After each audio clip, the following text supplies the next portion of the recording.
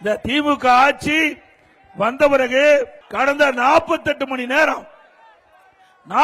மணி நேரத்தில் தமிழகத்தில் என்ன நிகழ்வு ஏற்பட்டது என்று பட்டியலிட்டு சொல்றேன். செங்கல்பட்டில் திமுக கொடி கட்டிய தரிகட்ட கார் மோதி கர்ப்பிணி பெண் பலி. கோவையில் நகைக்காக மூதாட்டி கை கால் வெட்டப்பட்டு கொலை. சென்னை ராயப்பேட்டையில் வீட்டில் தனியாக இருந்த பெண்ணிடம் சீரடியில் அத்துமீறிய காவலர்.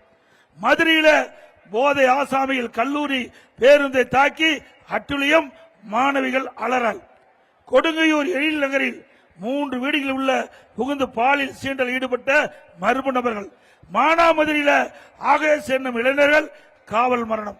குமராபாளையத்தில் பக்கத்தில் தெருவில் விளையாடிட்டு இருந்த 7 வயது சிறுமி பாலியல் சீண்டலுக்கு ஆளாக்கப்பட்டு உயிருக்கு போராடி வராங்க.